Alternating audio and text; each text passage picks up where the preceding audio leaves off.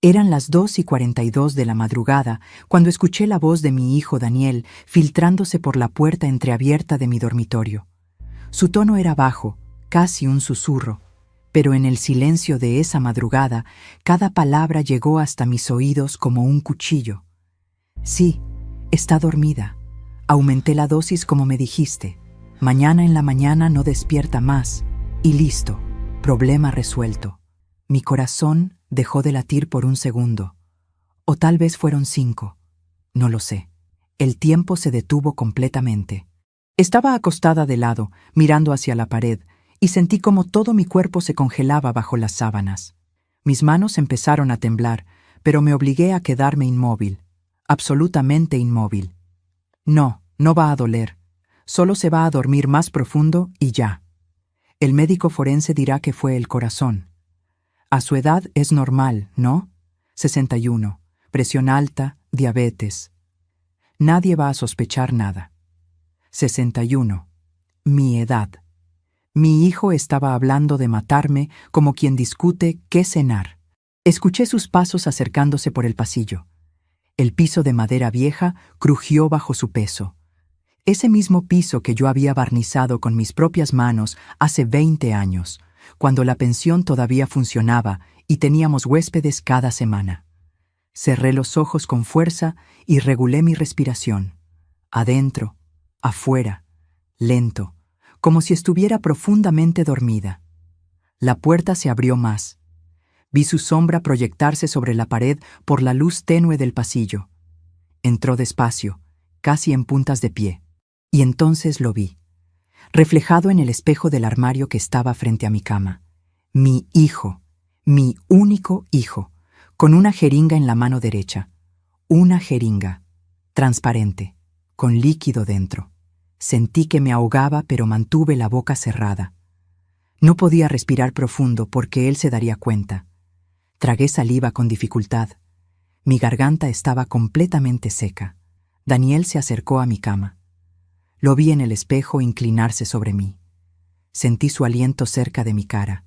Olía a café y a cigarrillo. Su mano, esa mano que yo había sostenido cuando aprendió a caminar, se posó sobre mi cuello buscando mi pulso. Contuve la respiración. Sus dedos presionaron mi arteria carótida. 1, 2, 3 segundos. Estaba verificando si todavía estaba viva. Mi corazón latía tan fuerte que pensé que lo sentiría, que sabría que estaba despierta, que me descubriría. Pero no. Después de unos segundos eternos, retiró la mano y sonrió. Vi su sonrisa en el espejo, una sonrisa pequeña, satisfecha, como cuando era niño y ganaba algo que quería. Esa misma expresión. Guardó la jeringa en el bolsillo de su pantalón, me acomodó la frazada hasta los hombros en un gesto que hubiera parecido tierno para cualquiera que nos viera, y salió del cuarto cerrando la puerta suavemente. Me quedé paralizada. No sé cuánto tiempo. Tal vez 5 minutos, tal vez 10. Solo escuchaba el sonido de mi propia respiración entrecortada y el zumbido constante de la heladera vieja en la cocina. Mis manos agarraban las sábanas con tanta fuerza que me dolían los nudillos. Cuando finalmente logré moverme, me senté en la cama. Mis piernas temblaban. Todo mi cuerpo temblaba. Miré el vaso de agua sobre mi mesa de noche. Ese vaso que Daniel me había traído antes de acostarme, como hacía todas las noches desde que se mudó temporalmente a casa hace 3 meses. «Para que tomes tus pastillas, mamá», siempre decía. Y yo, como una tonta, tomaba el agua y las pastillas sin sospechar nada. Aumenté la dosis como me dijiste. Las palabras retumbaban en mi cabeza. ¿Cuánto tiempo llevaba envenenándome? ¿Días? ¿Semanas? Pero esperen. Esperen un momento. Sé que muchos de ustedes están escuchando esto y tal vez piensan que estoy exagerando.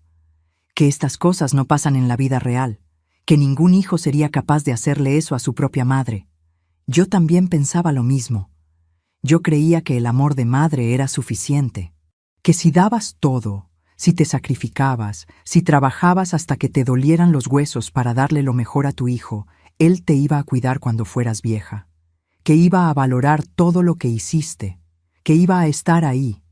pero estaba equivocada. Y si estás escuchando esto y algo dentro de ti se está removiendo, si sientes un nudo en el estómago porque reconoces algo de tu propia historia, déjame un comentario. Escribe aunque sea "yo también", para que sepa que no estoy sola en esto, para que sepas que tú tampoco estás solo. Y si conoces a alguien que necesita escuchar esta historia, compártela, porque lo que pasó después de esa noche cambió mi vida para siempre. Mi nombre es Patricia Guzmán. Tengo 61 años. Nací y crecí en este mismo barrio de La Victoria, en Lima, Perú, en esta misma casa donde ahora casi muero a manos de mi propio hijo. Esta casa tiene 3 pisos.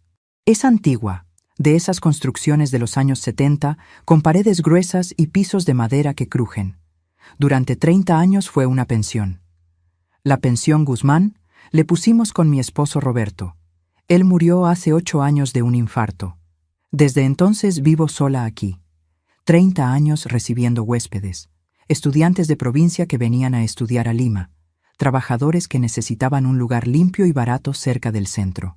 Familias enteras a veces, cuando había eventos o trámites en la capital. Yo cocinaba para todos, lavaba sábanas y toallas cada 2 días, limpiaba los 8 cuartos que teníamos en el segundo y tercer piso.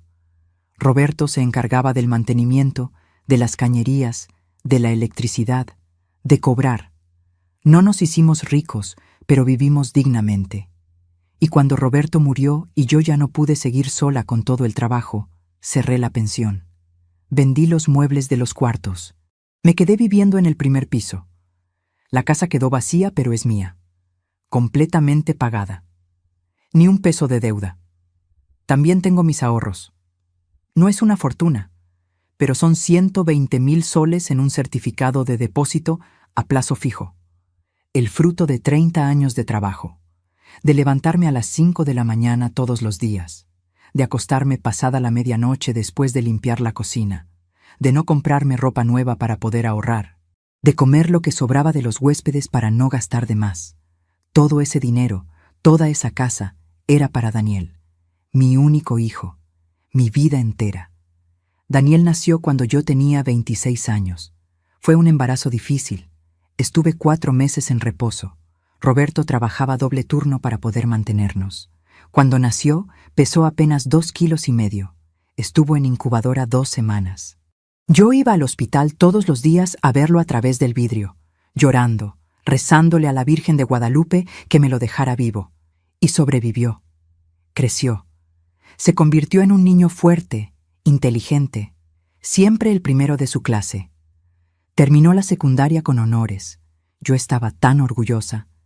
Quise que estudiara en la universidad, que fuera profesional, que tuviera una vida mejor que la nuestra. Pero Daniel abandonó la carrera de administración en el 3er ciclo. Dijo que la universidad no era para él, que quería trabajar, ganar plata rápido. Empezó en ventas, luego en un negocio de repuestos de autos con un amigo, luego en otro negocio que nunca entendí bien de qué era, siempre cambiando, siempre prometiendo que el próximo proyecto sí iba a funcionar. Se casó hace 6 años con Vanessa, una chica de Chiclayo, flaquita, de voz suave. Al principio me pareció buena muchacha. Me ayudaba en la cocina cuando venían a visitarme los domingos. Jugaba con los niños, pero con el tiempo empecé a notar cosas, cómo miraba la casa, cómo hacía comentarios. «¡Ay, suegrita! ¡Qué casa tan grande para usted sola! Debe ser pesado mantenerla». O, «Con lo que vale esta zona ahora, podría vender y vivir tranquila en un lugar más pequeño». Daniel y Vanessa tienen 2 hijos, Mateo de 5 años y Sofía de 3. Mis nietos. Los amo con todo mi corazón, pero casi no los veo. Vanessa siempre tiene excusas, que están resfriados, que tienen actividades, que es muy lejos venir hasta acá. La verdad es que Daniel nunca tuvo estabilidad económica, siempre con apuros de plata. Yo lo ayudaba. ¿Cómo no iba a ayudarlo? Es mi hijo. Le pagué el alquiler del departamento varias veces. Le presté dinero para sus negocios que nunca prosperaron. Le compraba ropa a los niños. Les pagaba el nido, pero nunca era suficiente. Hace 3 meses, Daniel llegó a mi casa con 2 maletas. Dijo que había tenido problemas con el casero, que necesitaba quedarse unos días mientras conseguía otro lugar. Vanessa y los niños se fueron donde la mamá de ella a Chiclayo temporalmente. «Solo un mes, mamá, te lo juro, y yo te voy a ayudar acá en la casa». Yo acepté. ¿Cómo no iba a aceptar? Es mi hijo. Al principio todo parecía normal. Daniel dormía en uno de los cuartos del segundo piso. Bajaba a desayunar conmigo. Salía a buscar trabajo, decía. Volvía en la noche. Cenábamos juntos. Me hacía compañía. Incluso me ayudaba con algunas cosas de la casa. Pero hace como un mes empecé a sentirme extraña. Más cansada de lo normal. Mareada. Con náuseas por las mañanas. Pensé que era mi presión. O la diabetes que me habían diagnosticado hace 2 años. Fui al centro de salud. Me hicieron análisis. Todo salió dentro de los rangos normales. El médico me dijo que tal vez era estrés, que descansara más, que tomara mis pastillas con disciplina, y yo lo hacía. Tomaba mis pastillas todas las noches con el vaso de agua que Daniel me traía, religiosamente. Pero cada día me sentía peor. Dormía 12, 13 horas. Me costaba levantarme. A veces me olvidaba de cosas. ¿Dónde había puesto las llaves? ¿Qué día era? Si había almorzado o no. Daniel me decía que era normal, que a mi edad esas cosas pasaban, que no me preocupara. Descansa, mamá, yo me encargo de todo. Y yo descansaba. Cada vez más, hasta esa noche. Hasta que escuché esa conversación telefónica. 2:42 de la madrugada, sentada en mi cama, temblando, mirando ese vaso de agua en la mesa de noche. Comprendí todo de golpe. No era la edad. No era mi presión ni mi diabetes. Era él. Mi hijo me estaba envenenando. Lentamente. Cada noche. Con algo que me hacía dormir más profundo. Con algo que me estaba matando poco a poco. Tomé mi celular. Me temblaban tanto las manos que casi lo dejo caer. Marqué el número de Olga, mi vecina de al lado. Olga es enfermera. Trabaja en el Hospital 2 de Mayo, en el área de emergencias. La conozco desde hace 15 años. Es una de las pocas personas en este barrio en quien realmente confío. El teléfono sonó 4 veces. 5. Pensé que no iba a contestar. Pero al 6º ring escuché su voz adormilada. ¿Aló? ¿Patricia? ¿Qué pasó? ¿Estás bien? No pude hablar. Se me quebró la voz. Empecé a llorar en silencio, tapándome la boca con la mano para que Daniel no me escuchara desde el 2º piso. «Patricia, me estás asustando. ¿Qué pasó?» «Olga», susurré. «Necesito que vengas. Ahora. Por favor. Creo que me están envenenando». Hubo un silencio del otro lado. Luego su voz, ahora completamente despierta y alerta. «No te muevas. Voy para allá». 5 minutos después escuché los golpes suaves en mi ventana. Olga había saltado el murito bajo que separa nuestras casas y entró por la ventana de mi dormitorio que da al patio lateral. Así Daniel no la vería entrar por la puerta principal. Me miró y supo inmediatamente que algo grave estaba pasando. Le conté todo. La conversación, la jeringa, el vaso de agua, los meses de cansancio inexplicable. Olga tomó el vaso de agua con una servilleta de papel, cuidando de no tocarlo directamente. Lo olió. Mojó su dedo meñique apenas con una gota y lo probó con la punta de la lengua. Su expresión cambió. «Esto tiene algo, Patricia. No sé qué exactamente, pero tiene un sabor amargo raro.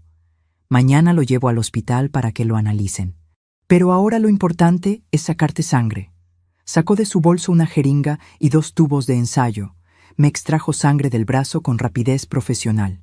Guardó los tubos en su bolso junto con el vaso de agua envuelto en la servilleta. «Mañana a primera hora lo mando a analizar con un contacto del laboratorio. Te va a salir el resultado en 2 días máximo. Mientras tanto, Patricia, escúchame bien. No tomes nada que Daniel te dé. Nada. Ni agua, ni comida, ni pastillas. ¿Me entiendes?» Asentí. «¿Tienes a dónde ir? ¿Familia?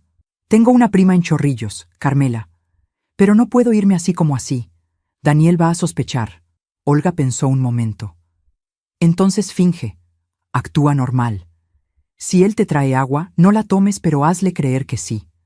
Bótala en el baño o en una planta. Come solo lo que tú misma prepares. Y mantén tu celular cerca siempre. Cualquier cosa, me llamas. Me abrazó antes de irse. Vas a estar bien, te lo prometo. Salió por la ventana como había entrado. Yo me quedé sentada en mi cama hasta que empezó a amanecer. No pude dormir. Solo miraba la puerta, esperando que Daniel entrara de nuevo. Pero no entró. A las 6:30 de la mañana escuché sus pasos en el piso de arriba. Luego la ducha. Luego bajó las escaleras. Respiré profundo. Tenía que actuar normal, como si nada hubiera pasado, como si no supiera que mi propio hijo quería verme muerta. Daniel entró a mi cuarto sin tocar. Me sobresalté. Buenos días, mamá. ¿Cómo dormiste? Me miraba fijamente, buscando algo en mi expresión. Yo forcé una sonrisa. Bien, hijo, un poco cansada, pero bien.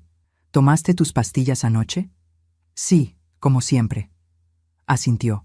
Pareció satisfecho. Bueno, te dejo descansar entonces. Voy a salir un rato. Regreso al mediodía. Se fue. Escuché la puerta principal cerrarse, sus pasos alejándose por la calle. Y solo entonces me permití llorar de verdad, con sollozos profundos que me salían desde el estómago. Lloraba de miedo, de traición, de dolor. Mi hijo, mi único hijo, el niño que cargué 9 meses, el bebé que amamanté, el niño al que enseñé a leer, el muchacho al que abracé cuando se graduó del colegio. Ese mismo hijo ahora quería matarme. Por una casa, por dinero, por herencia, y yo, la tonta de su madre, no me había dado cuenta hasta que casi era demasiado tarde. Los 2 días que siguieron fueron los más largos de mi vida. Tuve que actuar como si nada, sonreír cuando Daniel me hablaba, agradecerle cuando me traía el vaso de agua envenenado que yo después vaciaba en el fregadero cuando él no miraba, comer solo lo que yo misma preparaba, inventando excusas cuando él ofrecía cocinar. Pero mientras esperaba los resultados del laboratorio, mi mente no paraba de ir hacia atrás, de revivir todos esos años, de preguntarme una y otra vez, ¿en qué momento todo se torció? ¿En qué momento mi hijo pasó de ser ese niño dulce que me abrazaba al llegar del colegio a ser un hombre capaz de planear mi muerte? Me pasaba las noches en vela, mirando el techo, recordando. Daniel nació un 22 de marzo de 1990. Fue un parto complicado. Estuve 23 horas con dolores hasta que finalmente salió, tan pequeñito, tan frágil. Las enfermeras me lo pusieron en el pecho por unos segundos y luego se lo llevaron corriendo a la incubadora porque no lloraba bien, no respiraba bien. Roberto se quedó conmigo en el hospital esas 2 semanas. Dormía en una silla incómoda junto a mi cama. Todas las mañanas me acompañaba a la ventana de neonatología para ver a Daniel, ese bebé diminuto conectado a cables y tubos. Yo apoyaba mi mano en el vidrio y rezaba. Le prometí a Dios que si me lo dejaba llevar vivo a casa, yo iba a ser la mejor madre del mundo, que nunca le iba a faltar nada, que iba a sacrificar lo que fuera necesario por él.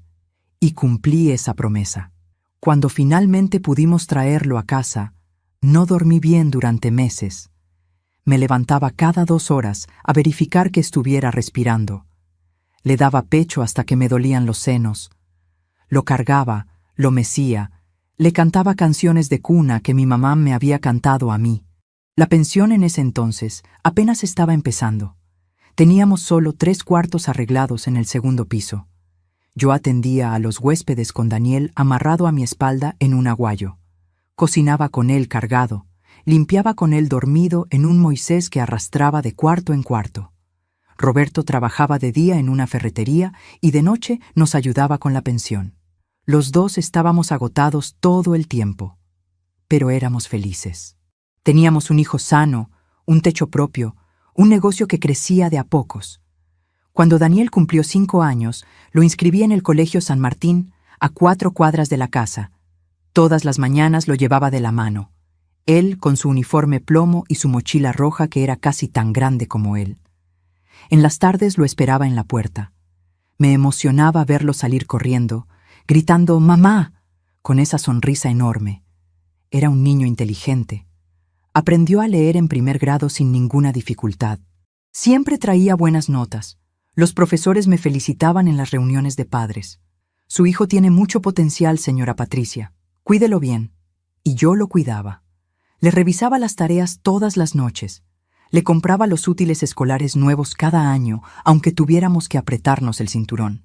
Cuando los otros niños tenían zapatillas de marca, yo le compraba a Daniel las mejores que podía pagar. No quería que se sintiera menos que nadie. Los domingos íbamos los tres al Parque de las Leyendas. Daniel se emocionaba viendo los animales. Se paraba frente a la jaula de los leones durante media hora, observándolos con esos ojos grandes y curiosos. Roberto le compraba algodón de azúcar. Yo les tomaba fotos con la camarita que habíamos comprado de segunda mano. Esos eran buenos tiempos, tiempos simples. Pero conforme Daniel fue creciendo, empecé a notar cosas. Pequeñas cosas que en ese momento no me parecieron importantes. Cuando tenía 8 años, desapareció plata de mi cartera. 20 soles. Le pregunté y él lo negó. Dijo que no sabía nada. Pero 2 días después lo encontré jugando en su cuarto con carritos nuevos que yo no le había comprado.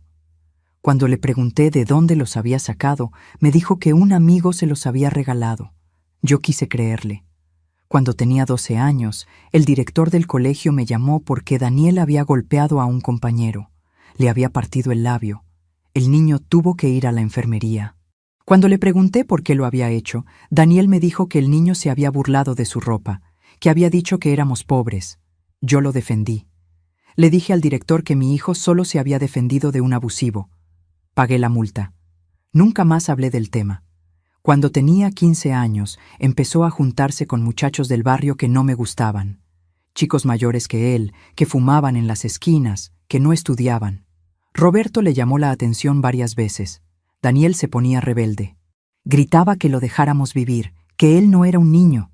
Las peleas en casa empezaron a ser frecuentes. Roberto quería ser más estricto. Yo siempre intercedía. Déjalo, Roberto. Es solo una etapa.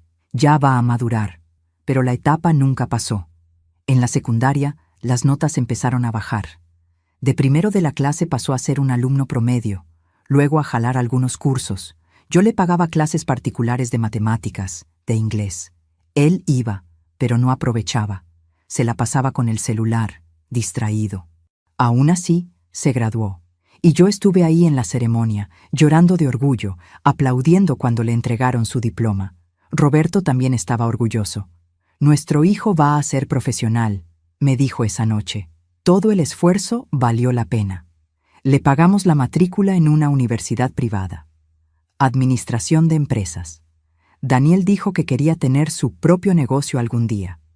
Nosotros vendimos 2 de los televisores viejos de los cuartos de la pensión para completar el pago del primer ciclo. Pero Daniel duró apenas 1 año y medio. Faltaba a clases. No estudiaba para los exámenes. Jalaba los cursos. Roberto se puso furioso cuando nos enteramos. Le dijo que estaba desperdiciando nuestro dinero, nuestro esfuerzo. Daniel se fue de la casa por 3 meses. Se fue a vivir con un amigo. No contestaba mis llamadas. Yo lloraba todas las noches. Roberto me decía que lo dejara, que necesitaba aprender solo. Pero yo no podía. Era mi hijo, mi único hijo. Fui a buscarlo. Le rogué que volviera. Le dije que no importaba lo de la universidad, que lo importante era que estuviéramos juntos. Él volvió, pero algo había cambiado. Ya no era el niño que había sido. Ya no me miraba con cariño. Me miraba con molestia, resentimiento. Nunca entendí por qué. Roberto murió 2 años después. Infarto fulminante. Estaba arreglando una tubería del 3er piso cuando se desplomó. Yo estaba en la cocina. Escuché el golpe. Subí corriendo. Lo encontré tirado en el piso, con los ojos abiertos, sin respirar. Los paramédicos tardaron 20 minutos en llegar. Pero ya era tarde. Mi Roberto se había ido. Daniel tenía 27 años cuando su papá murió. Vino al velorio. Estuvo ahí en el entierro. Pero apenas me habló. Apenas me abrazó. Se quedó 2 días después del funeral y luego volvió a su vida. En ese tiempo ya estaba con Vanessa. Ya vivían juntos en un departamento en Los Olivos. Me quedé sola en esa casa enorme. con 8 cuartos vacíos llenos de recuerdos, con el negocio que ya no podía manejar sola. Cerré la pensión 6 meses después de que Roberto murió. Vendí todo lo que pude. Guardé el dinero en el banco y esperé. Esperé que Daniel viniera a verme más seguido, que me llevara a conocer a mis nietos cuando nacieron, que se acordara de mí en los cumpleaños, en las Navidades. Pero casi nunca venía. Siempre estaba ocupado, siempre tenía problemas, siempre necesitaba algo. Plata, siempre era plata. La primera vez que me pidió prestado fue para el negocio de repuestos con su amigo. 5,000 soles. Te los devuelvo en 3 meses, mamá, te lo juro. Nunca los devolvió. El negocio quebró al año. La segunda vez fue para pagar deudas de tarjetas de crédito. 8,000 soles. Es la última vez que te pido, mamá. Ya aprendí la lección. Tampoco los devolvió. Luego fueron 3,000 para los pañales y la leche de Mateo cuando nació. Luego 2,000 para el nido de Sofía. Luego 4,000 para el alquiler porque se había atrasado 3 meses. Yo siempre le daba. ¿Cómo no iba a darle? Era mi hijo, y eran mis nietos. No podía dejarlos pasar necesidad. Pero hace 6 meses, Daniel vino con una petición diferente. Quería que yo le escriturara la casa. Para tener algo a mi nombre, mamá. Para poder pedir un préstamo en el banco y montar un negocio en serio.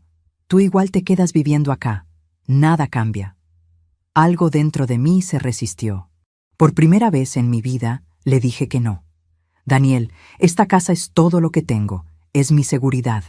Si te la escrituro y después me quedo en la calle, ¿qué hago? Se enojó. Me dijo que no confiaba en él, que era su madre y no lo apoyaba, que siempre había sido así, sobreprotectora, pero sin darle las herramientas reales para salir adelante. Me gritó. Yo lloré. Se fue dando un portazo. No me habló durante 2 meses. Hasta que apareció con las maletas hace 3 meses, diciendo que necesitaba quedarse unos días. Y yo, como siempre, abrí la puerta. El tercer día, Olga tocó mi ventana a las 10 de la noche. Entró rápido, con un sobre manila en las manos. Su cara estaba seria. «Siéntate, Patricia». Me senté en la cama. Ella sacó unos papeles del sobre. Análisis de laboratorio. En el agua había clonazepam, una benzodiazepina. Es un medicamento para la ansiedad y para dormir. Pero la cantidad que había en ese vaso era altísima. 5 veces la dosis normal. Sentí que el cuarto daba vueltas. Y en tu sangre también encontramos clonazepam, niveles muy elevados. Patricia, te han estado drogando durante semanas, tal vez meses. Por eso estabas tan cansada, tan mareada con esos olvidos. Es intoxicación acumulativa. ¿Me estaba matando? Si seguías tomando esas dosis, sí. Eventualmente tu sistema respiratorio iba a colapsar. Te ibas a dormir una noche y simplemente no ibas a despertar. Parecería muerte natural. Falla cardiorrespiratoria. A tu edad, con diabetes e hipertensión, nadie sospecharía nada raro. Me cubrí la cara con las manos. Olga se sentó a mi lado y me abrazó. Tenemos que ir a la policía, Patricia. Esto es intento de homicidio. Es mi hijo, Olga. Es mi hijo. Es un hombre que está tratando de matarte por una herencia. Las dos nos quedamos en silencio. Desde arriba se escuchaban los pasos de Daniel caminando en su cuarto. Déjame pensarlo, le dije finalmente. Solo un día más. Necesito estar segura de todo antes de dar ese paso. Olga no estaba de acuerdo, pero asintió. Me dejó los papeles del laboratorio. Guárdalos bien, son evidencia. Esa noche casi no dormí otra vez, pero esta vez no era por miedo. Era por rabia, por dolor, por una tristeza tan profunda que me dolía físicamente el pecho. Al día siguiente en la mañana, Daniel bajó a desayunar como siempre. Se sirvió café, me preguntó cómo había dormido. Bien, mentí. Qué bueno, mamá. Oye, necesito hablar contigo de algo importante. Se sentó frente a mí en la mesa. Tenía una expresión seria, casi preocupada. Estuve pensando mucho. Sé que te dije que en un mes me iba, pero la verdad es que me preocupa dejarte sola. Ya tienes 61 años. ¿Qué pasa si te caes o te da un soponcio? ¿Quién te va a ayudar? Lo miré sin decir nada. He estado hablando con Vanessa. Queremos mudarnos acá contigo. todos, con los niños. Esta casa es enorme. Hay espacio de sobra. Yo puedo trabajar desde acá, ayudarte con todo.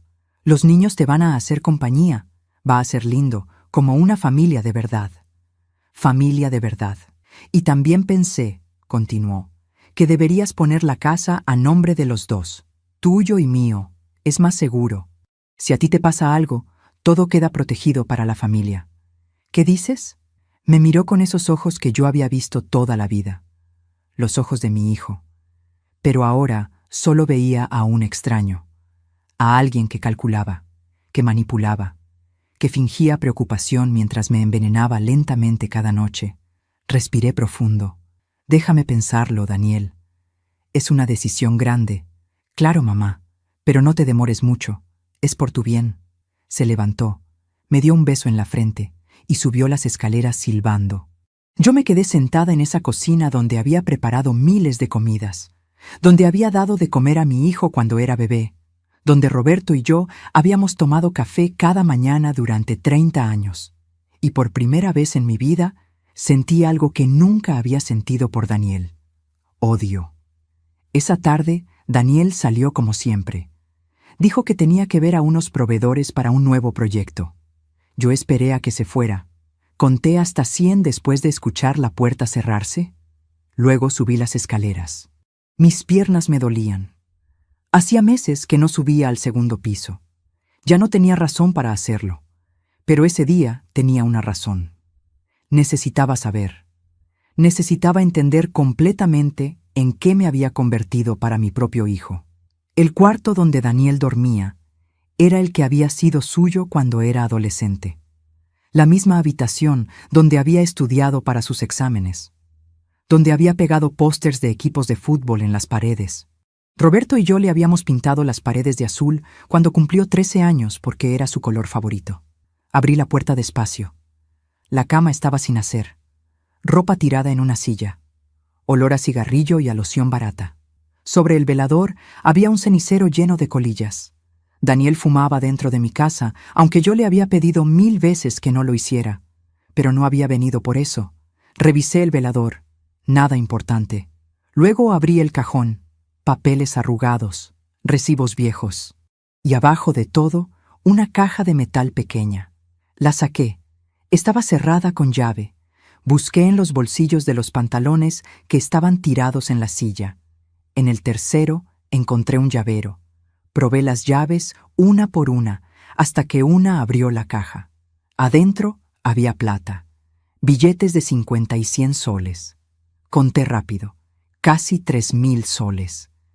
¿De dónde había sacado Daniel ese dinero si supuestamente estaba sin trabajo? Pero debajo de la plata había algo peor: papeles. Los saqué con manos temblorosas.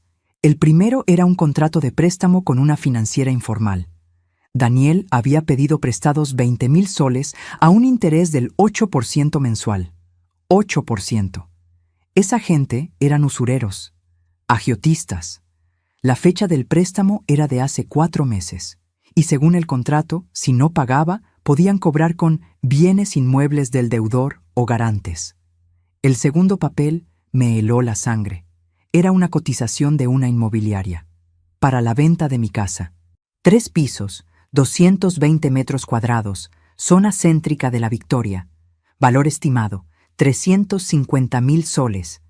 Alguien había marcado con resaltador amarillo el monto final. El tercer papel era peor todavía. Era un borrador escrito a mano con la letra de Daniel. Un testamento. Mi testamento. Escrito por él. Yo, Patricia Guzmán Vargas, en pleno uso de mis facultades mentales, dejo como único heredero de todos mis bienes a mi hijo Daniel Ramírez Guzmán. Esto incluye la casa ubicada en Junior Parinacochas 456, La Victoria, Lima, y todos mis ahorros bancarios. Había una fecha, 15 de febrero, dentro de menos de un mes, y abajo, con letra más pequeña: hacer firmar, Notaría San Borja, llevar testigos, Vanessa y hermano de B. Me senté en la cama de Daniel porque las piernas no me sostenían más. Leí los papeles otra vez, tratando de entender. Mi hijo no solo estaba envenenándome, tenía un plan completo. Me iba a hacer firmar un testamento falso, probablemente drogada, sin saber bien qué estaba firmando, con testigos que él iba a traer. Y luego, cuando el testamento estuviera legalizado, iba a aumentar la dosis de clonazepam hasta matarme. Muerte natural, testamento legal. Él heredaba todo, pagaba sus deudas, vendía la casa, y yo estaría bajo tierra sin que nadie sospechara nada. Un plan perfecto. Escuché un sonido abajo, la puerta principal abriéndose. Daniel había vuelto. Guardé todo rápido en la caja, la cerré, la puse en el cajón. Bajé las escaleras lo más silencioso que pude. Entré a mi cuarto justo cuando escuché sus pasos en el recibidor. «Mamá, ¿dónde estás?» «Acá, hijo. Estaba descansando». Apareció en la puerta de mi cuarto. Me miró con desconfianza. «¿Estás bien? Te ves pálida». «Estoy bien, solo un poco cansada». Se quedó mirándome unos segundos más. Luego asintió. «Bueno, voy a preparar la cena. ¿Quieres que te suba algo?» «No, gracias. Bajo yo en un rato». Se fue. Yo me quedé sentada en mi cama, con el corazón latiendo tan fuerte que sentía que se me iba a salir del pecho. Esa noche cenamos juntos como siempre. Daniel hizo arroz con pollo. Comí muy poco. Él me miraba de reojo. Cuando terminamos, me trajo el vaso de agua con mis pastillas como todas las noches. «Tómalas, mamá.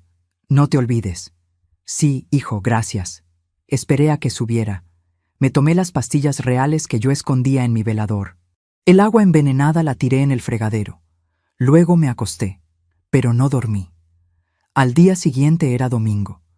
Daniel me dijo que iba a salir temprano, que iba a visitar a Vanessa y los niños a Chiclayo, que volvía el lunes en la noche.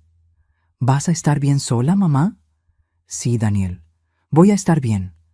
Cualquier cosa me llamas, ¿ya?» «Ya». Se fue a las 7 de la mañana con una mochila pequeña. Lo vi alejarse por la calle desde la ventana de la sala. Esperé media hora para estar segura de que no iba a volver. Luego llamé a Olga. Vino en 10 minutos. Le mostré todo lo que había encontrado. Los papeles, el borrador del testamento, el contrato de préstamo. Ella leyó todo en silencio. Su cara se fue poniendo cada vez más dura. «Patricia, esto es gravísimo. No es solo intento de homicidio. Es también falsificación de documentos, estafa. Tenemos que ir a la policía ahora mismo». «No». Me miró sorprendida. «¿Cómo que no? No quiero ir a la policía todavía. Primero quiero hacer otra cosa». «¿Qué cosa?» Me quedé callada un momento, pensando, ordenando en mi cabeza el plan que había estado formándose desde anoche. «Quiero que todos crean que morí». Olga me miró como si me hubiera vuelto loca. «¿Qué?» «Escúchame. Si voy a la policía ahora, Daniel va a negar todo. Va a decir que esos papeles no son suyos, que alguien los puso ahí. Va a conseguir un abogado, va a salir libre. Y yo voy a tener que vivir el resto de mi vida con miedo, esperando que lo intente de nuevo. Pero tenemos evidencia». «¿Evidencia de qué, Olga?» «El agua con clonazepam se puede conseguir en cualquier farmacia sin receta si conoces al vendedor. Mi sangre con clonazepam solo prueba que alguien me drogó, pero no prueba que fue él. Los papeles en su cuarto él puede decir que son fantasías, bocetos, que nunca iba a hacerlo en serio». Olga se quedó callada.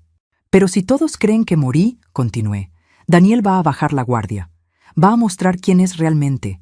Van a hacer cosas que lo van a incriminar. Y yo desde las sombras voy a estar viendo todo, reuniendo evidencia real. Y cuando llegue el momento indicado, voy a aparecer y voy a destruirlo». Mi voz sonaba diferente, más fría, más dura. Ni yo misma me reconocía. Olga me miró largo rato. «¿Estás segura de esto?» «Nunca he estado más segura de algo en mi vida». «Va a ser complicado.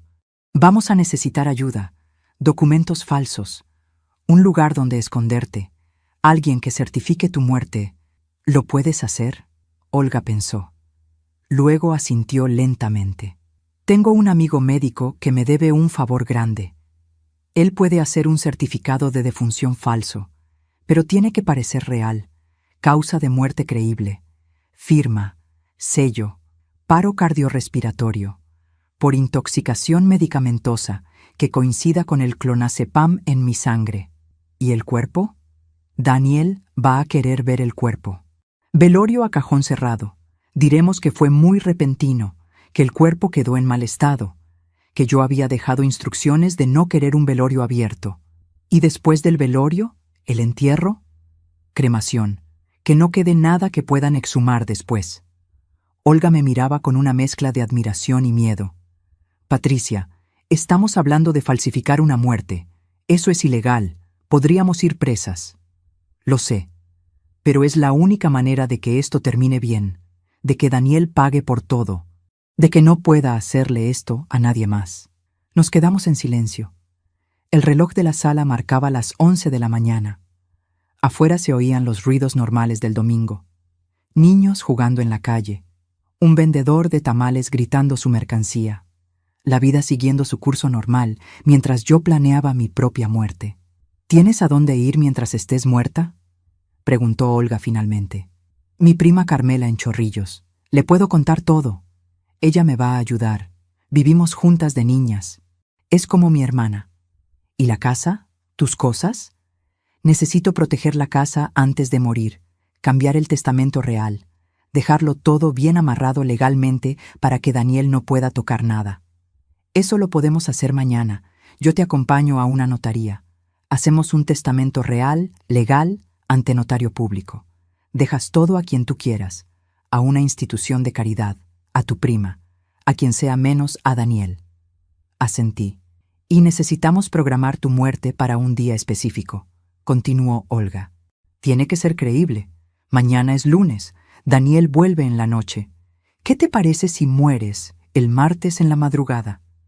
Yo estoy de turno esa noche en el hospital. Puedo venir, hacer el show completo, llamar a la ambulancia, llevarte al hospital. Mi amigo médico firma el certificado de defunción. Y para el martes en la tarde, todo el mundo sabe que Patricia Guzmán ha muerto. Sentí un escalofrío. Escuchar mi propia muerte planeada así, con fecha y hora, era surrealista. ¿Y si Daniel sospecha algo? No va a sospechar. Va a estar feliz. Por fin consiguió lo que quería. Su mamá muerta, la herencia libre. No va a cuestionar nada. Va a estar ocupado pensando cómo gastar el dinero. Tenía razón. Está bien, dije finalmente. Hagámoslo. Esa tarde llamé a mi prima Carmela. Tiene 63 años. Vive sola en una casita pequeña en Chorrillos. Nunca se casó. Trabajó toda su vida como secretaria en una empresa de importaciones hasta que se jubiló hace 2 años. Le conté todo. Absolutamente todo. Esperé que me dijera que estaba loca, que era una locura lo que estaba planeando. Pero en lugar de eso, su voz al teléfono sonó firme. Ven acá, prima. Esta es tu casa también. Y ese hijo desgraciado va a pagar por lo que te hizo. Esa noche dormí mejor que en semanas. Por primera vez en mucho tiempo no sentía miedo. Sentía otra cosa. Control. El lunes en la mañana salí temprano con Olga. Fuimos a la notaría Ramírez en el centro de Lima. Le expliqué al notario que quería hacer un testamento. Me pidió mi DNI. Me hizo algunas preguntas sobre mis bienes. Dicté mi testamento verdadero ahí mismo. Dejo la casa ubicada en Junior Parinacochas 456. La Victoria, Lima. A la Fundación Respeta al Adulto Mayor, organización sin fines de lucro dedicada al cuidado de ancianos en situación de abandono. Dejo mis ahorros bancarios divididos en 2 partes iguales. 50% a mi prima Carmela Guzmán Rojas y 50% a la misma fundación. No dejo nada a mi hijo Daniel Ramírez Guzmán por razones que quedarán claras en su momento. El notario me miró con curiosidad cuando dije esa última parte, pero no preguntó.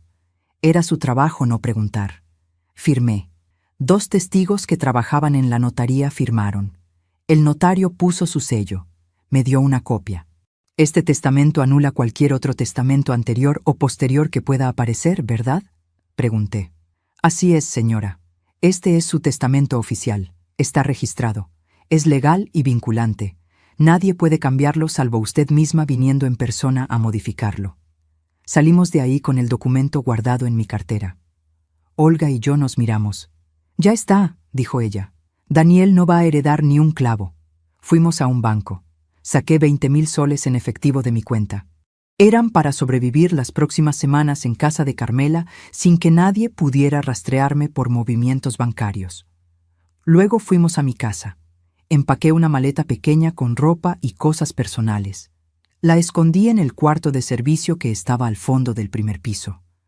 Daniel nunca entraba ahí. A las 8 de la noche llegó Daniel. Traía cara de cansado. Dijo que el viaje había sido largo, que los niños estaban bien, que Vanessa mandaba saludos. Mentiras. Todo mentiras. Cenamos juntos. Me trajo el vaso de agua envenenado. Yo lo recibí con una sonrisa. Gracias, hijo. Esa fue la última vez que iba a llamarlo hijo. La última vez que iba a fingir que no sabía. Porque en menos de 12 horas, Patricia Guzmán iba a morir. Y cuando resucitara, iba a ser otra persona. Una persona sin miedo, sin culpa. Sin ese amor ciego de madre que me había hecho tan vulnerable. Iba a ser alguien que su hijo nunca había conocido. Alguien dispuesta a hacer justicia. El martes a las 3:20 de la madrugada, Olga entró por la ventana de mi cuarto como habíamos planeado. Venía con su uniforme de enfermera del hospital. Traía una bolsa con todo lo necesario. Yo estaba vestida, sentada en mi cama, esperándola. No había dormido nada. Daniel estaba en el segundo piso. Lo había escuchado acostarse a la medianoche. ¿Lista?, susurró Olga. Asentí. Me ayudó a recostar en la cama. Me acomodó en una posición natural, como si estuviera durmiendo de lado. Me revisó el pulso, la respiración. Cuando lleguen los paramédicos no te muevas, no respires muy profundo, lo más quieta posible. Yo me encargo de todo. Me puso una manta delgada sobre el cuerpo. Luego tomó su celular. Ahora viene lo más difícil, dijo. Tengo que gritar, tengo que hacer que Daniel baje. Perdóname por lo que voy a decir. Hazlo. Olga respiró hondo. Luego abrió la puerta de mi cuarto y gritó con voz desesperada. ¡Auxilio! ¡Ayuda! ¡Señora Patricia! ¡No responde! Golpeó las paredes. Hizo ruido. Arriba se escuchó movimiento. Daniel bajó las escaleras corriendo. Apareció en la puerta de mi cuarto en calzoncillos y camiseta, con cara de dormido. ¿Qué pasó? ¿Quién es usted? Soy Olga, la vecina. Soy enfermera. Su mamá me llamó hace como 20 minutos diciendo que se sentía mal, con dolor en el pecho.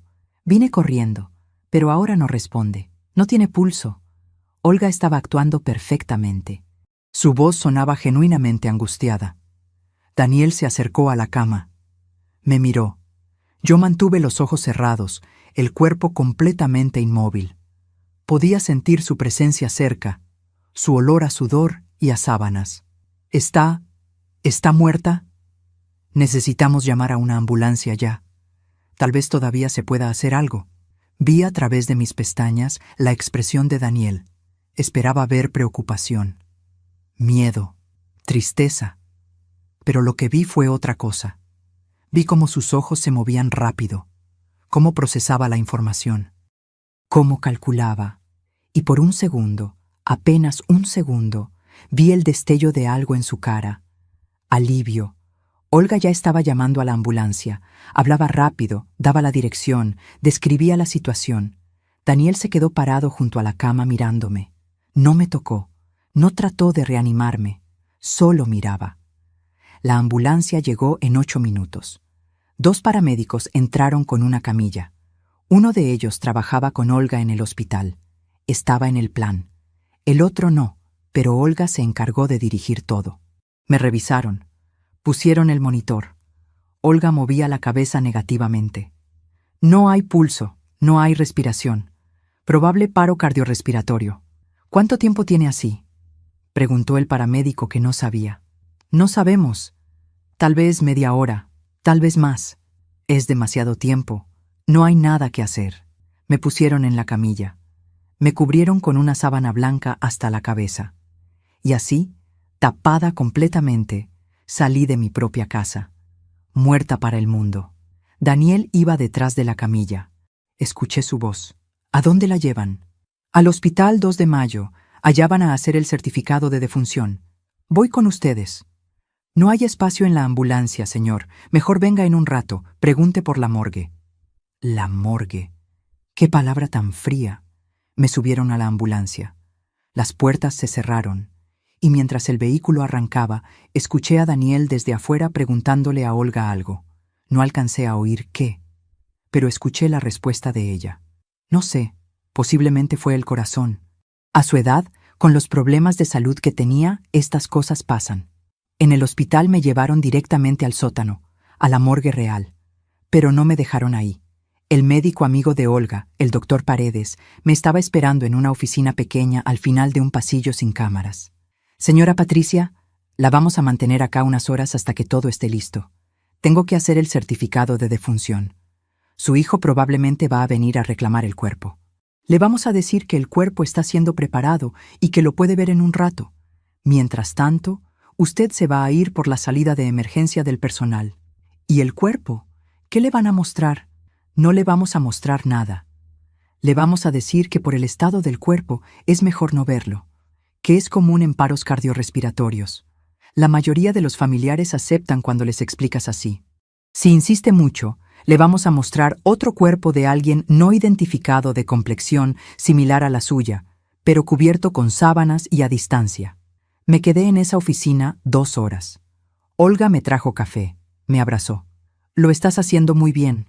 Ya casi termina esto. A las 6:30 de la mañana, el doctor Paredes entró con un papel. Ya está. Certificado de defunción. Patricia Guzmán Vargas, 61 años. Causa de muerte. Paro cardiorrespiratorio por intoxicación medicamentosa aguda. Hora de muerte.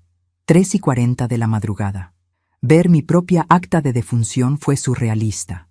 Mi nombre, mi fecha de nacimiento, y ahora una fecha de muerte. Todo falso, pero se veía absolutamente real. Su hijo llegó hace 1 hora, continuó el doctor. Está en la sala de espera. Dice que quiere ver el cuerpo. ¿Qué le dijeron? Que estamos preparándolo. Pero la enfermera ya le sugirió que tal vez es mejor recordarla como estaba. Él no insistió mucho. Firmó unos papeles para reclamar el cuerpo. Preguntó por los trámites del entierro. ¿Cómo se veía? El doctor me miró con algo parecido al desprecio. Triste no se veía, se lo puedo asegurar. Estaba preguntando cuánto costaba la cremación más barata, cuánto tiempo tardaba el trámite, si podía ser rápido porque no tenía mucho dinero. Claro, quería cremación rápida, sin velorio largo, sin que mucha gente viniera a preguntar. Deshacerse de mi cuerpo lo más pronto posible y pasar a cobrar la herencia. Es hora de que se vaya, señora Patricia, dijo el doctor. Su prima la está esperando en la esquina del hospital. Olga la va a acompañar. Me puse una chompa con capucha que Olga había traído, lentes de sol, un pañuelo en la cabeza. Parecía una paciente más saliendo del hospital. Salimos por la puerta de emergencia del personal. Caminamos media cuadra. Ahí estaba el auto de Carmela. Un Nissan azul viejo pero bien cuidado. Me subí rápido al asiento de atrás. Me agaché. Carmela arrancó sin decir nada. Olga se quedó parada en la vereda, despidiéndose con la mano. El plan estaba en marcha. Pasé los siguientes 3 días escondida en la casa de Carmela en Chorrillos. No salía. No contestaba el celular. Técnicamente, yo estaba muerta. Mi número había sido desconectado. Mi cuenta de banco estaba congelada hasta que se procesara la sucesión. Pero Olga me mantenía informada de todo. Me llamaba al teléfono de Carmela 2 veces al día para contarme qué pasaba. El miércoles en la mañana, Daniel fue a la funeraria. Contrató el servicio más barato. Velorio a cajón cerrado en sala pequeña. Cremación inmediata después. Total, 2.800 soles. Lo pagó con la plata que yo había visto en su cajón. El velorio fue programado para el jueves en la tarde, un día después de mi muerte. Rápido, muy rápido, Olga fue al velorio. Era mi espía. Mi conexión con ese mundo donde yo ya no existía. Me llamó esa noche para contarme todo. Patricia, fueron como 15 personas. Algunos vecinos del barrio que se enteraron. Tu prima Carmela obviamente no fue porque supuestamente está contigo, o sea, te está acompañando en espíritu. Daniel estaba ahí con Vanessa y los niños. Llegaron de Chiclayo en la mañana. ¿Cómo actuaban? Patricia. No parecían tristes, para nada. Vanessa estaba como incómoda, como que quería que terminara rápido. Los niños jugaban corriendo alrededor del ataúd. Daniel atendía a la gente que llegaba, pero parecía distraído. Varias veces lo vi viendo su celular, y escuché cuando hablaba con Vanessa. ¿Qué decían? Ella le preguntó si ya había hablado con el abogado. Él dijo que sí, que el lunes tenían cita para iniciar el trámite de sucesión, que con el testamento que tenían preparado todo iba a ser rápido, que en 2 meses la casa estaría a su nombre y la podían vender. Sentí una mezcla de rabia y satisfacción. Ahí estaba la confirmación. El testamento falso. Iban a usarlo. ¿Alguien preguntó por mí? Digo, por ti, continué.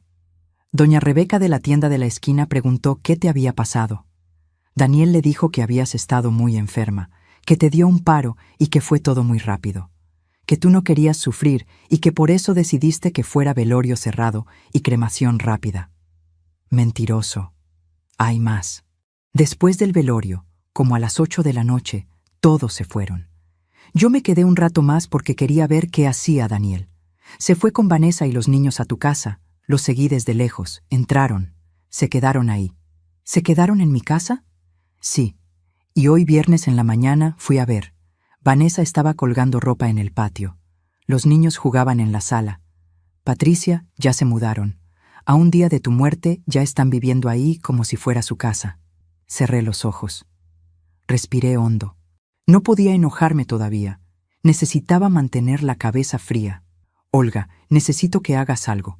Necesito que averigües cuándo van a ir al abogado. Necesito saber qué abogado es. Y necesito estar ahí cuando presenten ese testamento falso. ¿Qué vas a hacer? Voy a dejar que se hundan solitos. Voy a dejar que presenten el testamento falso. Que digan que es mi firma. Que traten de legalizar su mentira. Y entonces voy a aparecer, como un fantasma, y los voy a destruir.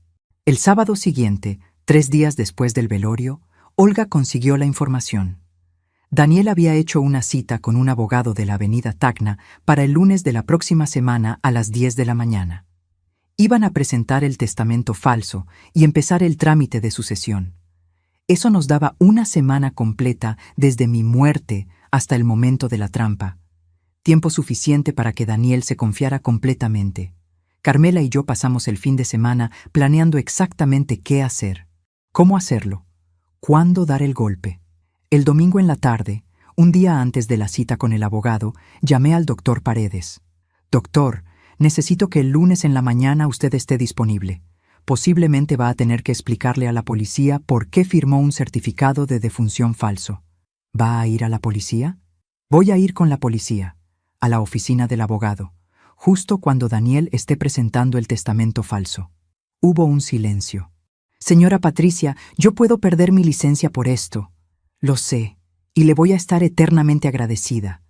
Pero esto tiene que terminar, y tiene que terminar de tal manera que mi hijo no pueda escaparse, que no pueda decir que fue un malentendido. Necesito atraparlo en el acto. El doctor suspiró. Está bien, pero quiero estar ahí cuando pase todo. Quiero explicar por qué lo hice. Que quede claro que fue para salvar su vida. Cuenta con eso. El lunes en la mañana, exactamente 6 días después de mi muerte, me desperté a las 6. Me vestí con un pantalón oscuro y una blusa celeste que Carmela me había prestado. Me peiné. Me maquillé un poco. Quería verme viva, muy viva. A las 8 fuimos a la comisaría de La Victoria. Pedimos hablar con el comisario, un hombre de unos 50 años, bigote grueso, voz grave. Buenos días, ¿en qué les puedo ayudar? Mi nombre es Patricia Guzmán Vargas. Vengo a denunciar que mi hijo intentó asesinarme. Y también vengo a informarle que estoy oficialmente muerta desde el martes pasado, pero como puede ver, estoy bastante viva. El comisario me miró como si hubiera dicho que era marciana. Le conté todo. Desde el principio, la conversación que escuché, el clonazepam, los análisis de sangre, los papeles en el cuarto de Daniel. el plan de la muerte falsa, el certificado falso, el velorio. Y lo más importante, la cita de hoy a las 10 con el abogado para presentar un testamento falsificado. Le mostré todas las evidencias, los análisis de laboratorio, la copia del testamento falso que había fotografiado, el testamento real hecho ante notario, el certificado de defunción falso. El comisario escuchó todo en silencio. Cuando terminé, se recostó en su silla. Señora, esto es... Nunca había visto algo así en 25 años de carrera. ¿Me cree? Tengo todas las evidencias frente a mí. Claro que le creo. ¿A qué hora dijo que era la cita con el abogado? 10 de la mañana. Avenida Tacna 856, oficina 302. Miró su reloj. Eran las 9:15. Tenemos tiempo. Voy a ir con 2 agentes. Vamos a llegar justo cuando su hijo esté presentando el testamento falso, y lo vamos a arrestar ahí mismo por intento de homicidio, falsificación de documentos y fraude. A las 10:05 estábamos estacionados frente al edificio de la avenida Tacna. Yo iba en el asiento trasero de la patrulla con Carmela, el comisario adelante con 2 agentes. Olga venía en su auto detrás de nosotros. El doctor Paredes había llegado también en su propio auto. A las 10 en punto, vimos a Daniel entrar al edificio. Venía con Vanessa. Ella cargaba una carpeta manila, probablemente con el testamento falso adentro. Esperemos 5 minutos, dijo el comisario. Que se pongan cómodos, que empiecen a presentar los papeles, y entonces entramos. Fueron los 5 minutos más largos de mi vida. A las 10:05 subimos, todos. El comisario, los 2 agentes, yo, Carmela, Olga, el doctor Paredes. Un grupo pequeño pero determinado. Oficina 302. La puerta tenía un letrero. Doctor Julio Méndez, abogado. El comisario tocó. Una voz desde adentro dijo, «Adelante». Entramos. Daniel estaba sentado frente al escritorio del abogado. Vanessa a su lado. El abogado era un hombre calvo, de lentes, como de 60 años. Tenía los papeles del testamento falso abiertos sobre el escritorio. Daniel levantó la vista cuando entramos. Me vio. Su cara cambió por completo. Los ojos se le abrieron enormes. La boca se le abrió. Se puso blanco, blanco como papel. «¿Mamá?» Su voz salió como un chillido. Vanessa volteó a verme y se le cayó la cartera que tenía en las piernas. «Hola, Daniel», dije con voz tranquila. «Supongo que no esperabas verme». Se paró de golpe. La silla cayó para atrás con el movimiento. Pero tú estás muerta. Yo te vi. El certificado, el velorio». Sorpresa. Resulta que no estoy muerta. Estoy muy viva. Y vine a ver cómo intentabas robarme mi herencia con un testamento falso. El abogado nos miraba a todos completamente confundido.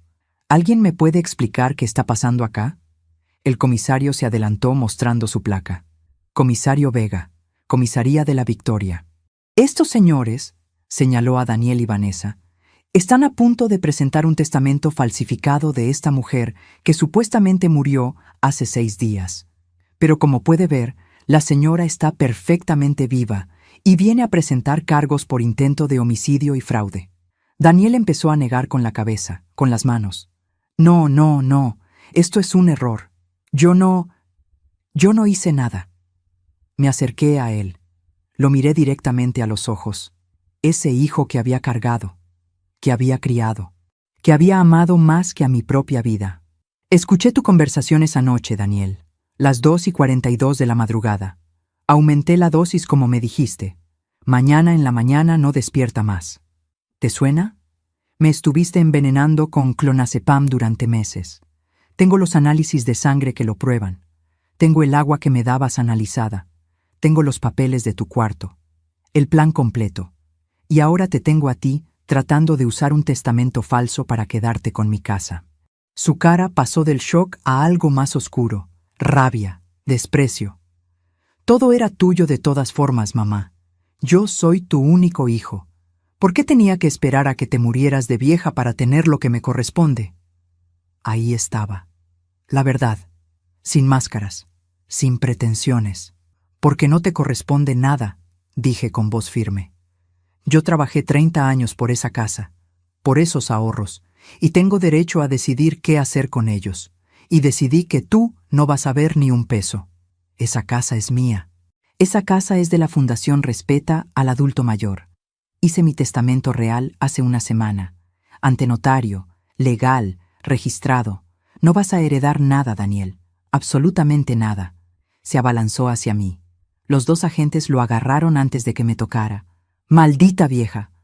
Todo lo que hice por ti, todo lo que aguanté, y ahora me haces esto. ¿Todo lo que hiciste por mí? Mi voz se quebró por primera vez. ¿Envenenarme? ¿Planear mi muerte? ¿Eso hiciste por mí? Te mantuve, te cuidé. Me estabas matando. El comisario le puso las esposas. Daniel Ramírez Guzmán queda arrestado por intento de homicidio, falsificación de documentos y fraude. Tiene derecho a guardar silencio. Cualquier cosa que diga puede ser usada en su contra. Vanessa empezó a llorar. Yo no sabía nada. Yo no sabía. Daniel me dijo que ella iba a firmar el testamento. Yo no sabía que la estaba envenenando. Ya lo averiguaremos en el interrogatorio, dijo uno de los agentes. Se llevaron a Daniel esposado. Él me miró una última vez antes de salir. No había arrepentimiento en sus ojos, solo odio. Me quedé parada en esa oficina, temblando. Carmela me abrazó. Olga también. El doctor Paredes me apretó el hombro. Lo hiciste, Patricia. Se acabó. Pero no se sentía como una victoria. Se sentía como un funeral. El funeral de la madre que había sido. De la mujer que había creído que el amor lo conquistaba todo. Esa mujer había muerto de verdad esa madrugada en mi cuarto. Y la que quedó era alguien nuevo. Alguien más fuerte. Pero también alguien infinitamente más sola. Los días que siguieron fueron un remolino de trámites legales, declaraciones y papeleos interminables, pero yo los enfrenté todos, cada uno de ellos, con la cabeza en alto. La Fiscalía abrió un proceso penal contra Daniel por intento de homicidio agravado, falsificación de documentos privados y fraude. Vanessa quedó libre pero como testigo del caso. Resultó que ella sí sabía del testamento falso, pero juró que no sabía del envenenamiento. No sé si le creí, pero tampoco me importaba. Ella se llevó a los niños de vuelta a Chiclayo con su madre. No volví a verla. El doctor Paredes tuvo que dar explicaciones al colegio médico por el certificado de defunción falso. Lo suspendieron 3 meses sin goce de sueldo. Se disculpó conmigo por las molestias que le causé, pero yo fui a todas sus audiencias administrativas. Declaré a su favor. Expliqué que él había actuado para salvar mi vida, que sin su ayuda probablemente estaría muerta de verdad. Al final, la sanción se mantuvo, pero no perdió su licencia. Me quedé en deuda con él para siempre. Olga también enfrentó una investigación en el hospital. Pero como era enfermera y no había firmado ningún documento oficial falso, solo recibió una amonestación verbal. Seguimos siendo vecinas, seguimos siendo amigas, ahora más que nunca. Pero lo más difícil no fueron los trámites legales. Lo más difícil fue volver a mi casa. El juez ordenó el desalojo inmediato de Daniel y su familia. Cuando volví, 3 semanas después de mi muerte, la casa estaba hecha un desastre. Habían movido todos mis muebles. Habían sacado mis cosas personales de mi cuarto y las habían tirado en el cuarto de servicio. En mi habitación habían instalado su cama matrimonial, su ropa, sus cosas, como si yo nunca hubiera existido, como si yo fuera el fantasma en mi propia casa. Carmela vino conmigo ese primer día. Me ayudó a limpiar, a poner todo de vuelta en su lugar, pero había cosas que no se podían limpiar. El olor de Daniel todavía estaba en el segundo piso. Sus cigarrillos, su colonia barata, los juguetes de los niños olvidados en las esquinas. Esa primera noche dormí en casa de Carmela otra vez. No pude quedarme sola ahí. Pero la segunda noche volví. Y me obligué a dormir en mi cama, en mi cuarto, en mi casa, porque era mía. Y no iba a dejar que el miedo me la quitara también. El proceso judicial avanzó lento, como avanzan todas las cosas en este país. Daniel quedó en prisión preventiva. No pudo pagar la fianza. No tenía dinero. Y yo Por supuesto, no iba a darle ni un centavo. Su abogado defensor, uno de oficio porque no podía pagar uno privado, trató de argumentar que no había intención de matar, que solo quería que yo durmiera más profundo, que el testamento era solo un borrador, una idea, pero que nunca lo habría ejecutado. Mentiras. Todas mentiras. Pero yo tenía evidencia sólida. Los análisis de sangre, el agua con clonazepam, los papeles en su cuarto, la conversación que Olga había escuchado en el velorio sobre vender la casa. Todo.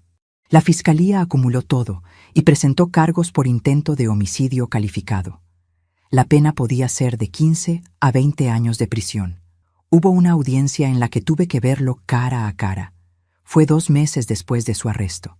Me senté en la sala del juzgado. Él entró esposado, con uniforme de presidiario, más flaco, con barba crecida, ojeroso. Me miró, y por un segundo vi algo en sus ojos. No sé si era arrepentimiento o solo lástima de sí mismo. Su abogado pidió que yo declarara. El juez aceptó. Me paré frente al estrado. El fiscal me pidió que contara todo desde el principio. Y lo hice, con voz firme, sin llorar. Aunque por dentro me estaba desgarrando. Conté cómo había sacrificado mi vida entera por él. Cómo había trabajado hasta que me dolieran los huesos para darle educación, comida, techo. Cómo lo había perdonado cada vez que me falló, cada vez que me mintió, cada vez que me robó. Y cómo él, en lugar de cuidarme en mi vejez como yo lo cuidé en su infancia, decidió que era más fácil matarme y quedarse con todo. Señoría, dije mirando al juez, yo no quiero venganza, solo quiero justicia. Quiero que mi hijo pague por lo que hizo. Quiero que aprenda que las personas no son desechables, que los viejos no somos estorbos, que se pueden eliminar cuando ya no servimos. Quiero que esto sirva de ejemplo, para que ninguna otra madre tenga que pasar por lo que yo pasé. El juez asintió. Daniel bajó la cabeza. Al final de la audiencia, el juez mantuvo la prisión preventiva. El juicio oral estaba programado para 6 meses después. Salí de ese juzgado sintiendo que había cerrado algo. No sé si era un capítulo o un libro completo, pero algo se había cerrado. Con la casa recuperada, tuve que decidir qué hacer. Vivir sola en esa casa enorme ya no tenía sentido. Cada cuarto tenía recuerdos, algunos buenos, muchos dolorosos. Y mantener 3 pisos a mi edad era imposible. Pensé en venderla. Pero luego recordé mi testamento. La casa iba a ser de la Fundación Respeta al Adulto Mayor de todas formas cuando yo muriera de verdad. ¿Por qué esperar? Hablé con el director de la fundación, don Ernesto, un señor de 70 años que había fundado el refugio hacía 20 años después de ver a su propia madre abandonada por sus hijos en un asilo horrible. Don Ernesto, quiero donarles la casa ahora, en vida, pero con una condición. ¿Cuál? Que la conviertan en un refugio para ancianos que han sido abandonados o maltratados por sus familias. Que sea un lugar seguro, digno, donde nadie les haga daño. Los ojos se le llenaron de lágrimas. Señora Patricia, ¿está segura? Esta casa vale mucho dinero. Estoy segura. Quiero que mi casa sirva para algo bueno. Que tenga un propósito. Que proteja a otros como nadie me protegió a mí. Un mes después, firmamos la escritura de donación. La casa pasó oficialmente a la fundación. A cambio, ellos me dieron el derecho de vivir en el primer piso el tiempo que yo quisiera, sin pagar nada, hasta el día de mi muerte. Pero yo sabía que no me iba a quedar mucho tiempo más ahí. Mientras tanto, los vecinos del barrio se enteraron de todo. La noticia corrió como pólvora. Que Patricia Guzmán había fingido su muerte para atrapar a su hijo que la quería matar, que el hijo estaba preso, que ella estaba viva y había donado su casa. Algunos venían a verme con curiosidad, otros con genuina preocupación. Doña Rebeca de la tienda me abrazó llorando. «Ay, señora Patti, qué horror lo que le hizo ese muchacho. Y yo que lo vi crecer». Don Augusto, el zapatero de la esquina, me dijo: «Usted hizo bien, señora. Los hijos ahora no respetan nada. Creen que uno les debe todo. Pero también hubo quienes me criticaron. Doña Mercedes, la chismosa de la cuadra siguiente, andaba diciendo: algo habrá hecho esa señora para que su hijo la odiara tanto. Los hijos no se vuelven así porque sí. Esos comentarios me dolían. Pero aprendí a no darles importancia. La gente siempre va a hablar, siempre va a juzgar, especialmente cuando no entienden. 3 meses después del arresto de Daniel, recibí una carta. Era de él, desde la cárcel. La sobre estaba arrugado. La letra era apurada, desordenada. Dudé mucho si abrirla o no. Carmela, que estaba conmigo ese día, me dijo: no la abras si no quieres, no le debes nada. Pero la curiosidad pudo más. La abrí. Mamá, sé que no merezco que leas esto. Sé que te hice daño. Sé que ya no soy tu hijo. Pero quiero que sepas algo. No te odiaba. Nunca te odié. Solo estaba desesperado. Debo mucha plata. Gente peligrosa me estaba amenazando. Me iban a matar si no pagaba. Vi la casa y pensé que era la solución. Pensé que tú igual te ibas a morir pronto, que para qué esperar. Sé que suena horrible. Sé que no es excusa. Acá en la cárcel he tenido tiempo de pensar, de recordar todo lo que hiciste por mí, todo lo que te sacrificaste, y me doy cuenta de que siempre lo vi como una obligación tuya, como algo que me debías. Nunca lo vi como amor. Ahora que tengo hijos entiendo un poco más. Entiendo lo que significa dejar de dormir por cuidar a alguien. Entiendo lo que significa trabajar hasta reventarse para darles lo mejor. Pero es tarde. Ya lo arruiné todo. No te pido perdón porque no tengo derecho. Solo quería que supieras que sí me arrepiento. Que si pudiera volver el tiempo atrás, haría todo diferente. Daniel. Leí la carta 3 veces. Lloré. No sé ni por qué lloré. Tal vez por lo que pudo haber sido y nunca fue. Tal vez por ese niño pequeño que alguna vez me abrazaba y que se perdió en algún lugar del camino. Carmela me preguntó qué decía. Dice que se arrepiente. ¿Le crees? Pensé mucho antes de responder. Creo que le duele estar preso. Creo que le duele haber perdido todo. Pero no sé si realmente entiende el daño que me hizo. No sé si alguna vez lo va a entender. Guardé la carta en un cajón. No la respondí. No tenía nada que decirle. Decidí finalmente que era hora de empezar de nuevo. En serio. No solo sobrevivir, sino vivir. Le pedí a la fundación que empezara los trabajos de remodelación de la casa para convertirla en refugio. Iban a tardar unos 4 meses. Mientras tanto, me mudé definitivamente con Carmela a Chorrillos. Era extraño vivir en una casa que no era mía, en un cuarto pequeño, sin todos mis trastes, sin mi cocina, sin mi jardincito del patio, pero también era liberador. No tenía que mantener 3 pisos. No tenía que preocuparme por cañerías rotas o goteras. No tenía que cocinar para huéspedes imaginarios o limpiar cuartos vacíos llenos de fantasmas. Carmela y yo caímos en una rutina tranquila. Nos levantábamos a las 7. Desayunábamos juntas. Ella salía a su clase de tejido en el centro comunal 2 veces por semana. Yo empecé a ir con ella. Aprendí a tejer. A los 61 años. Nunca en mi vida había tenido tiempo para eso. Siempre estaba trabajando, cocinando, limpiando, atendiendo. Pero ahora sí tenía tiempo. Hice mi primera bufanda. Me quedó chueca y con huecos, pero era mía. La hice yo, con mis manos, solo para mí. También empecé a caminar por las mañanas en el malecón de Chorrillos, algo que nunca había hecho. Veía el mar, sentía la brisa, escuchaba las gaviotas, y por primera vez en mucho tiempo respiraba tranquila. El juicio oral finalmente llegó, 6 meses después del arresto. Fue en noviembre, un día gris y nublado típico de Lima en esa época.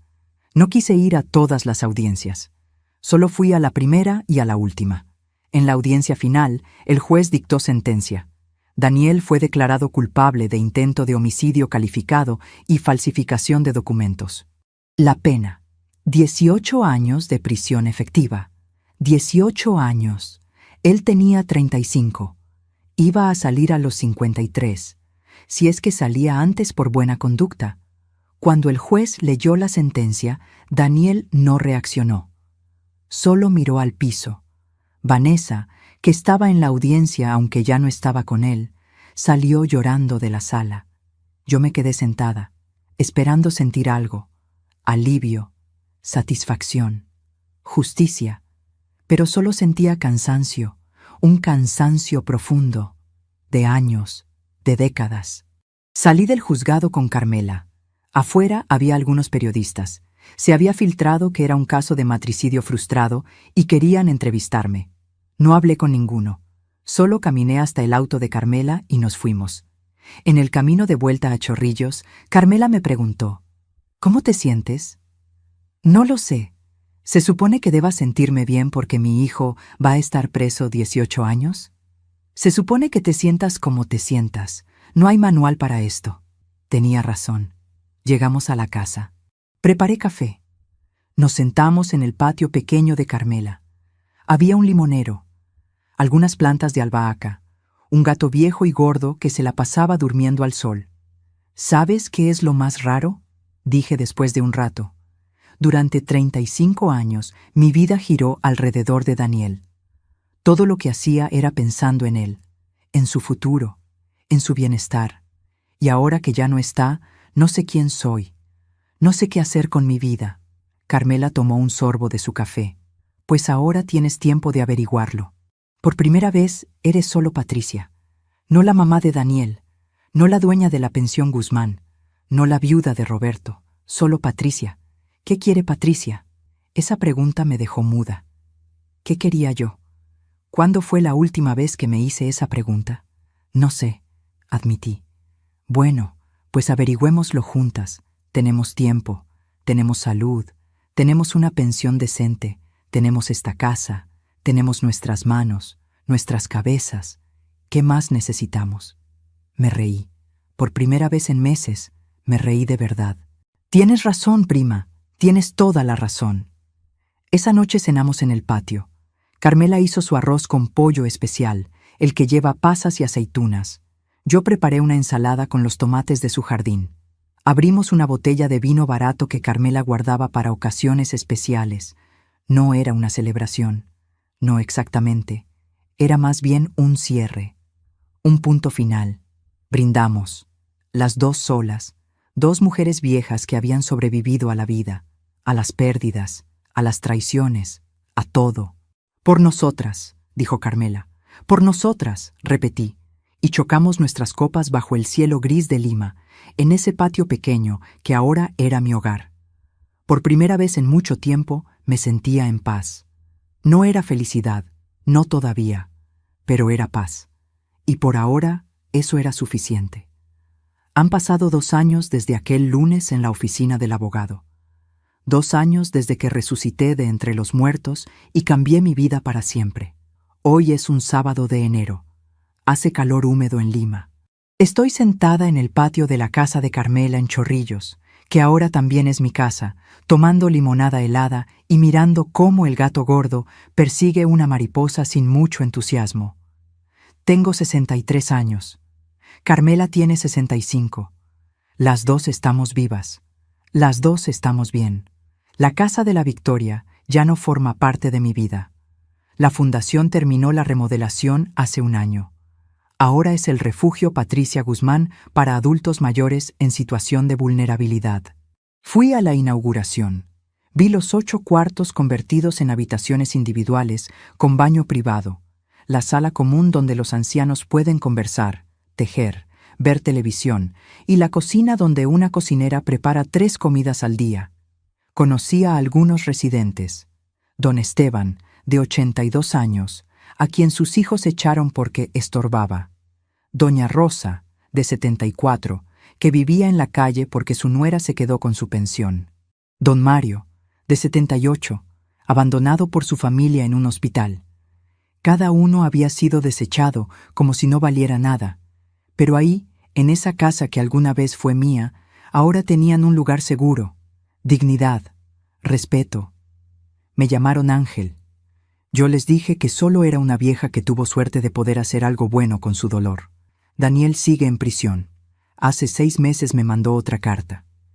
y luego otra, y otra más. Al principio no las abría, pero hace 3 meses decidí leerlas. Me cuenta cómo es su vida allá adentro. Comparte celda con otros 5 hombres. Trabaja en el taller de carpintería. Dice que va a terapia, que está tratando de entender por qué hizo lo que hizo. Dice que extraña a sus hijos, que Vanessa dejó de llevárselos, que Mateo y Sofía ya casi no lo recuerdan. Dice que entiende que yo no lo pueda perdonar, que él tampoco se ha perdonado. No le he respondido ninguna carta. No sé si algún día lo haré, pero las leo. Y eso es algo. Carmela me preguntó una vez si pensaba ir a visitarlo. No lo sé, le dije. Parte de mí siente que debería. Es mi hijo, pero otra parte no quiere volver a verlo nunca. No hay prisa, me dijo. Tienes tiempo de decidir. Y tiene razón. Tengo el resto de mi vida para decidir si quiero tener contacto con él o no. Mi vida ahora es simple, tranquila. Para mí es perfecta. Me levanto cuando mi cuerpo me pide. Ya no tengo que madrugar ni atender a nadie. Desayuno con Carmela. Pan con palta o tamales los fines de semana. Café con leche. 3 veces por semana vamos a la clase de tejido. Ya no hago bufandas chuecas. Ahora hago chales, gorros, guantes.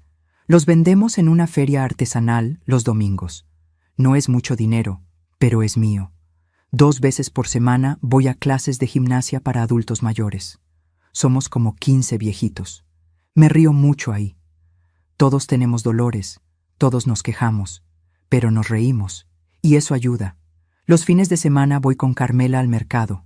Cocinamos juntas, comemos despacio, conversando, sin apuros. A veces vienen las amigas de Carmela a tomar té. Nos sentamos en el patio y hablamos durante horas. Ya no tengo que fingir que estoy bien cuando no lo estoy. Estas mujeres me entienden, y yo las entiendo a ellas. Hace un mes fui al refugio en La Victoria otra vez, solo a visitarlos. Doña Rosa corrió a abrazarme. Señora Patti, qué bueno que vino. Me mostró un mantel bordado con flores rojas y amarillas. Hermoso. Don Esteban me invitó a jugar damas chinas. Perdí 3 veces seguidas. Él se reía como niño. Almorzamos todos juntos. Sopa de pollo con fideos, arroz con lentejas. Comida simple, pero hecha con cariño. Mientras comíamos, don Mario me preguntó: «Señora Patricia, ¿es verdad que su hijo intentó matarla?» Todos se quedaron callados. «Sí, don Mario, es verdad». «¿Y cómo siguió adelante?» Me quedé pensando un momento. Al principio solo ponía un pie delante del otro, un día a la vez. Pero aprendí que yo valgo, que mi vida vale, que no tengo que aguantar maltrato solo porque alguien sea mi familia. Aprendí que está bien poner límites, decir no y alejarse de quien te hace daño, aunque sea tu propia sangre. Doña Rosa tenía lágrimas en los ojos. «Yo todavía siento culpa», dijo ella, «por haber denunciado a mi nuera». «No hay nada de qué sentir culpa, doña Rosa. Usted se salvó a sí misma. Eso no es egoísmo, eso es supervivencia». Los otros asintieron. Cada uno con su propia historia, cada uno con sus propias cicatrices, pero todos ahí, todos vivos, todos de pie. Esa noche, en casa de Carmela, saqué una caja del closet. Adentro están las pocas cosas que traje de La Victoria, fotos viejas, el anillo de Roberto, el primer dibujo que Daniel hizo en el kinder, un sol amarillo con una mamá y un papá. Miré ese dibujo mucho rato. Ese niño que lo dibujó ya no existe. Y la mamá que lo guardó durante 35 años tampoco existe. Pero está bien. Las personas cambian. Las relaciones cambian. A veces se rompen. Y no siempre es tu culpa. Guardé la caja de nuevo. Tal vez algún día la bote. Por ahora está ahí. Y eso está bien. Ahora quiero hablarle directamente a ti. Si eres un adulto mayor y sientes que tu familia no te valora, si sientes que eres una carga, si alguien te maltrata, te roba, te humilla, quiero que sepas algo. Tú vales. Tu vida vale. No importa cuántos años tengas. No importa si ya no puedes trabajar como antes. Tú construiste tu vida. Trabajaste. Sacrificaste. Diste. Y mereces respeto. Mereces dignidad. Mereces amor. Y si no lo estás recibiendo, está bien que pongas límites. Está bien que digas basta. Está bien que busques ayuda. No es egoísmo, es amor propio. No estás traicionando a tu familia. Ellos te traicionaron primero. Ahora te toca descansar. Te toca vivir lo que te queda de vida en paz. Y si nadie más te lo va a decir, te lo digo yo. Estoy orgullosa de ti. Por haber llegado hasta aquí. Por seguir de pie. Si esta historia te tocó el corazón, te pido que hagas algo. Primero, déjame un me gusta. Es una forma de decirme que no estoy sola, que mi historia importó. Segundo, suscríbete al canal. Aquí seguiremos contando historias de adultos mayores que dijeron basta y recuperaron su dignidad. Tercero, cuéntame tu historia en los comentarios. Solo escribe «Yo también pasé por esto» o «Necesito ayuda». Escribir es el primer paso para sanar. Aquí somos una comunidad. Cuarto, comparte este video con alguien que lo necesita. A veces escuchar la historia de otro es lo que necesitamos para cambiar nuestra propia historia. Termino esta historia sentada en el mismo patio donde empecé. El gato gordo está dormido en mi regazo. Carmela prepara la cena. Huele a ají de gallina. El sol se oculta. El cielo está rosado y naranja. Hermoso. Tengo 63 años. Estoy viva. Estoy en paz.